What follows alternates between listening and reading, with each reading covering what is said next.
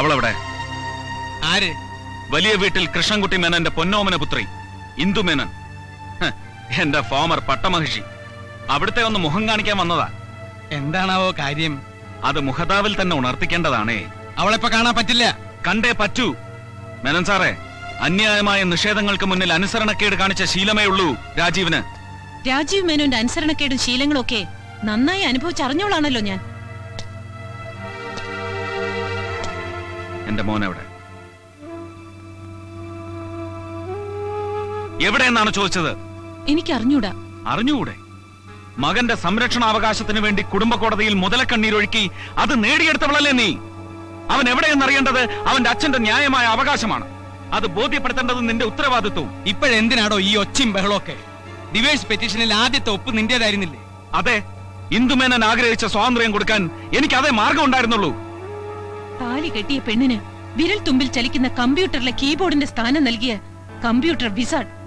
നിങ്ങൾ നൽകിയ സ്വാതന്ത്ര്യം അതല്ലേ? അത്രയ്ക്ക് പഴഞ്ചനായിരുന്നു നിങ്ങളുടെ മനസ്സ്. ഒരു സോഫ്റ്റ്വെയർ എഞ്ചിനീയർക്ക് മോസ്റ്റ് മോഡേൺ ഭർത്താവാകാൻ കഴിയാതെ പോയത് എന്റെ മഹാ അപരാധങ്ങളിൽ ഒന്ന്. അത് പഴമയുടെ പൈതൃകത്തോടും പാരമ്പര്യത്തോടുമുള്ള കൂറാണെന്ന് കൂട്ടിക്കോ.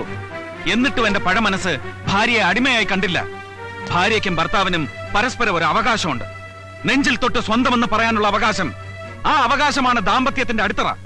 പക്ഷെ നിന്നെ പോലുള്ള ഹൈ സൊസൈറ്റി പൊങ്ങച്ചങ്ങൾക്ക് അത് വെറും കൈവശക്കാരന്റെ ഉടമസ്ഥാവകാശം മാത്രമാണെന്ന് മനസ്സിലാക്കാൻ കഴിയാതെ പോയത് എന്റെ രണ്ടാമത്തെ തെറ്റ്. തനിക്കിപ്പോ എന്താ വേണ്ടേ?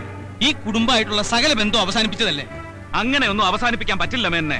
അവസാനിപ്പിച്ചാലും അവശേഷിക്കുന്ന ഒരു ബന്ധമുണ്ട്. എനിക്ക് നിങ്ങളുടെ മകളിലുണ്ടായ കുഞ്ഞ്, ഞങ്ങളുടെ മകൻ. കോടതി വിധിയുടെ ആനുകൂല്യം നേടിയെങ്കിലും സൃഷ്ടിയുടെ അവകാശത്തിലെ എന്റെ പങ്ക് ഒരു കോടതിക്ക് നിഷേധിക്കാനാവില്ല, നിങ്ങളുടെ മകൾക്ക് പോലും. താരാട്ടിന്റെ ഈണവും അമ്മയുടെ ചൂടും അറിയാതെ വളർന്നവനാ ഞാൻ. അതുകൊണ്ട് മാത്രമാ അമ്മയുടെ സ്നേഹം എന്റെ മോൻ ആവോളം ആസ്വദിച്ചോട്ടെ എന്ന് കരുതി ഒരു അപ്പീലിനും പോകാതെ കോടതി വിധി കണ്ണും പൂട്ടി അംഗീകരിച്ചത്. ഇല്ല, ഇനി അവനെ കണ്ടുപിടിച്ച് അവന്റെ ഉടമസ്ഥാവകാശത്തിന് വേണ്ടി അതേ കോടതിയിൽ ഞാൻ പോരാടും. മകനെ അനാഥനായി തെരുവിലെറിഞ്ഞ ഒരു അമ്മയുടെ പുത്രവാത്സല്യത്തിലെ പൊള്ളത്തരം തിരിച്ചറിയാൻ കോടതിക്ക് കണ്ണുണ്ടെങ്കിൽ ജീവിതത്തിലെ എല്ലാ സൗഭാഗ്യങ്ങളോടും കൂടി എന്റെ മകൻ വളരും എന്നോടൊപ്പം.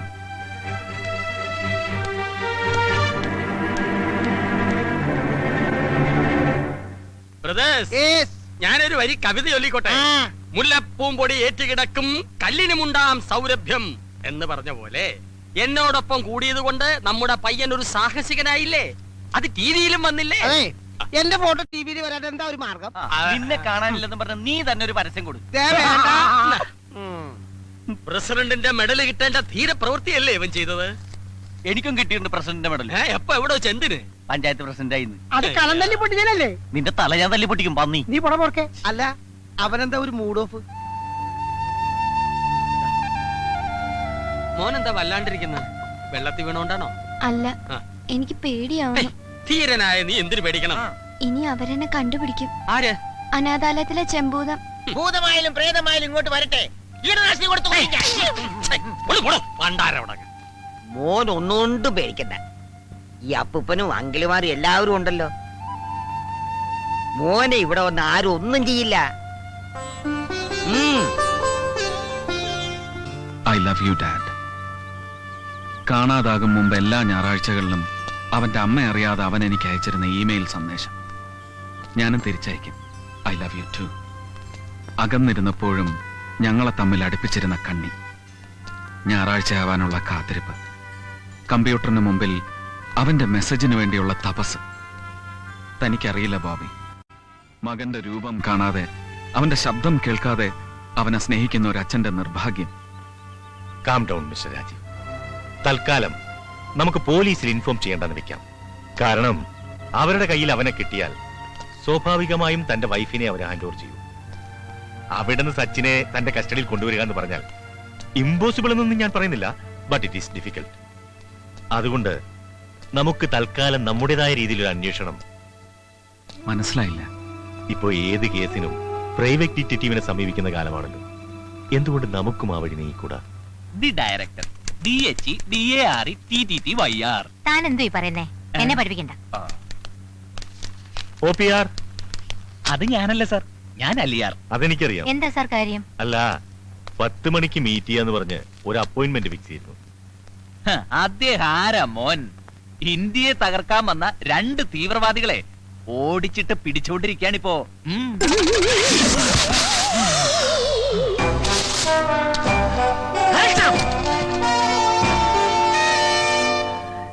ഇച്ചോക്കിനെ വെട്ടിച്ച് നീ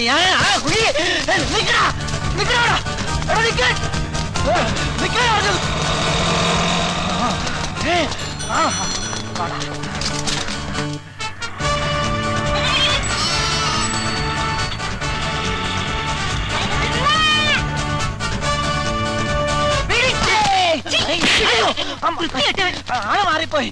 എടാ തീവ്രവാദികളെ നിക്കടാ. ഇതെന്താ പക്കത്തിലെ പിടിക്കൂടായിരുന്ന? എത്ര നേരമായി നമ്മൾ ഓട്ടം തുടങ്ങിയിട്ട്? അല്പം റെസ്റ്റ് എടുത്തിട്ട് ഓടിയാ പോരെ? ശരിയാ, എത്ര നേരം നമ്മൾ ഓട്ടം തുടങ്ങിയിട്ട്? അല്പം റെസ്റ്റ് ചെയ്തിട്ട് ഓടാല്ലേ?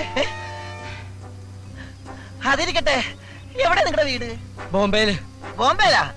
ബോംബെയിൽ ഞാൻ കുറച്ചാളുണ്ടായിരുന്നു 1983-ല്. പിന്നെ ഞാൻ നാട്ടിലേക്ക് പോന്നു. യോ, സമയം ഒരുപാടായി. എന്നാ നമുക്ക് ഓടാം. ഓടാം.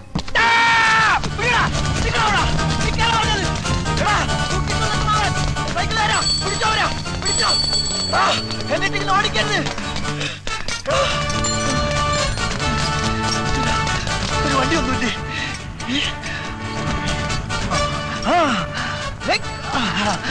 വിട്ടോ വിട്ടോ വിടോ. ആ സുട്കേസായിട്ട് പോണില്ലേ? അവര് പോയപ്പോ ഇയാളെന്താ മണ്ണ ബുദ്ധിയാണോ?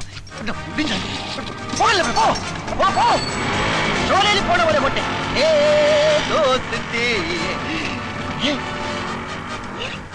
ഇത് പോയില്ലേ? എടോ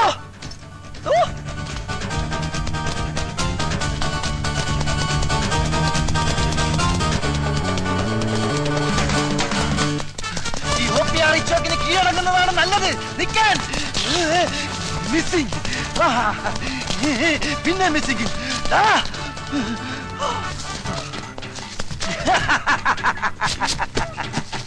ഓഹോ, കയറ് മാറ്റി പേടിപ്പിക്കുന്നോ? എടാ, ഈ ഡിറ്റക്റ്റീവിന് കയറൊരു പ്രശ്നമല്ലടാ. നീ കണ്ടോ എന്റെ അമ്മ തെങ്ങ് കെട്ടല്ലേ? അയ്യോ കെട്ടല്ലേ? എടാ എടാ ശ്വാസം മുട്ടത്. ആട്ടച്ചാക്കിന്റെ അസുഖം വലിയ കെട്ടല്ലേ? എടാ വിടാ. എടാ കെട്ടഴിച്ചിട്ട് പോടാ. അയ്യോ എടാ കെട്ടല്ലേ? നോക്കള്ളപ്പോഴാണോ കയറ്?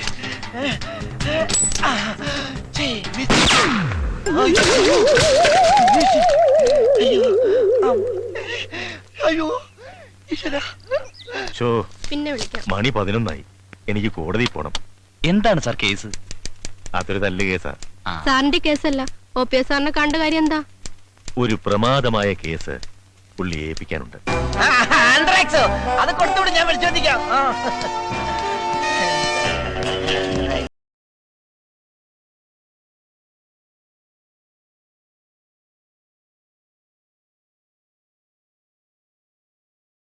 Mister Bobby Varghese, left and right hand seat ആണോ? ഇരിക്കൂ, ഇരുന്ന് സംസാരിക്കാം. രാവിലെ എന്തായിരുന്നു? വെള്ളയപ്പം റോസ്റ്റും.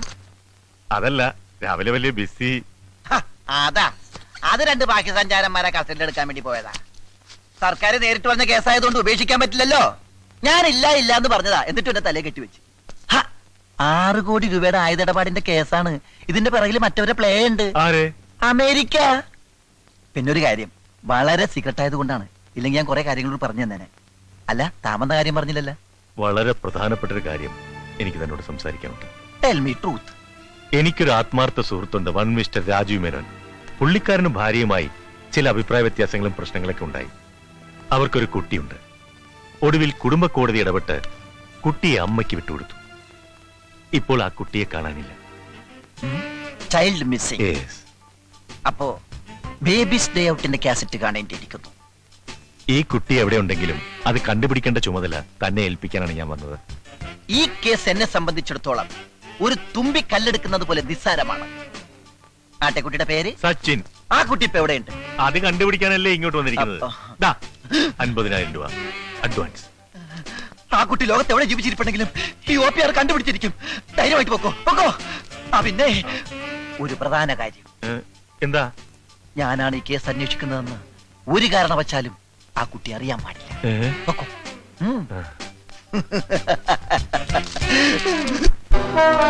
അപ്പോ നീ പറഞ്ഞാലും നിന്റെ മോള് അനുസരിക്കില്ലെന്നാണോ?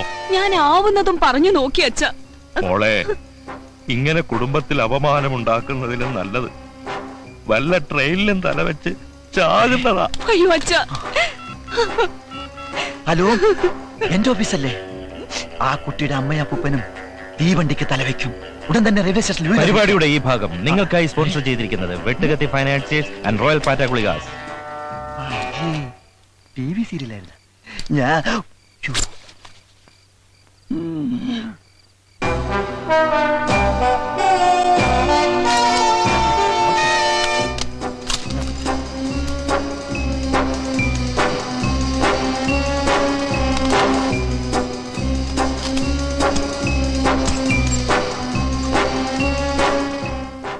ദാക്ഷായണി വാ.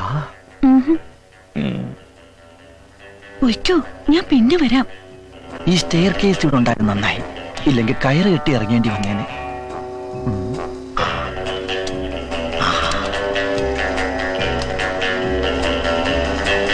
ഇതായിരിക്കും ആ പയ്യന്റെ ബെഡ്റൂം, അതായത് കിടക്കമുറി.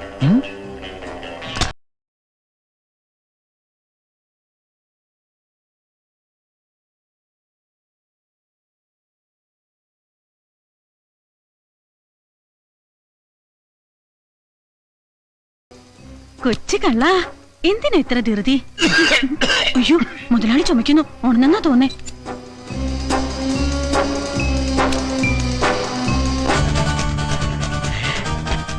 ഇത് തന്നെ അവന്റെ മുറി.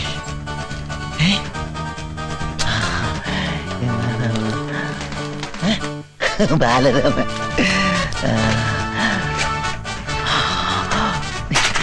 ഇൻസുറൻസ് ബോക്സാ.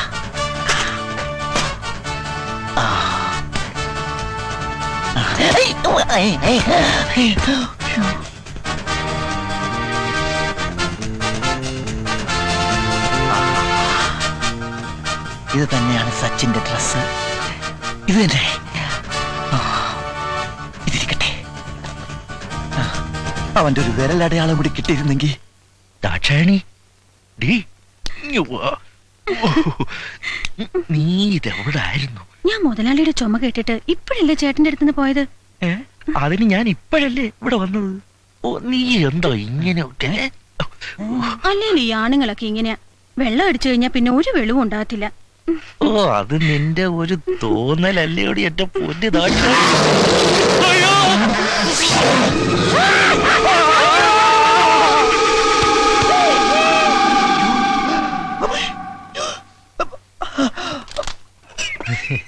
മോനിവിടെ, ഞങ്ങൾ ഇപ്പൊ വരാം.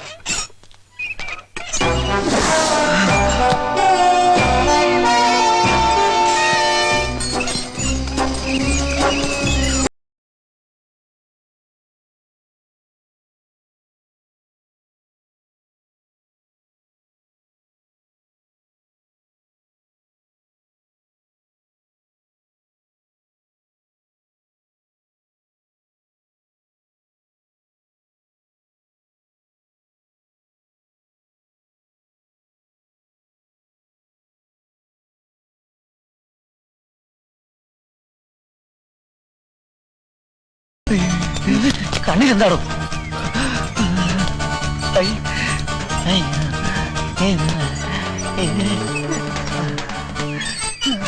ആരാ? അത് തന്നെ എനിക്കും അറിയേണ്ടത്. നീ ആരാ? സച്ചിൻ. കയ്യിലെവിടെ? 2, 1.5 അടിയും കൃത്യം. ഓന്റെ അച്ഛനും അമ്മയും അവര് രണ്ട് വഴിക്ക് പോയി. മൈ ഗോഡ്, എന്റെ ഈശ്വര. ഡോക്ടർ കൽപ്പിച്ചതും പേഷ്യന്റ് ഇച്ഛിച്ചതും മിൽക്കെന്നെ. മോനെ, മോൻ മാമന്റെ കൂടെ വാ. എന്തിനാ? മോനെ ഞാൻ കപ്പയും മീനും പപ്പയും മമ്മിയും കാണിച്ചു തരാം. പപ്പയും മമ്മിയും വരും. വരും. അവര് ഡൈവേഴ്സ് ആയി പോയില്ലേ? മോൻ മാമന്റെ കൂടെ വാ. വാ വാ. തനിക്ക് എന്താ കാര്യം? ദേ, ഈ അനാഥ കുട്ടിയുടെ കാര്യത്തിൽ താൻ ഇടപെടാൻ പാടില്ല. അനാഥ കുട്ടിയോ? ഇത് ഞങ്ങളുടെ കുട്ടിയാ. എന്താ തെളിവ്? ഒന്ന് മാറിയേ. വാമനെ, 3.5 അടി 1 അടി തീർന്നത് ഭാഗ്യം.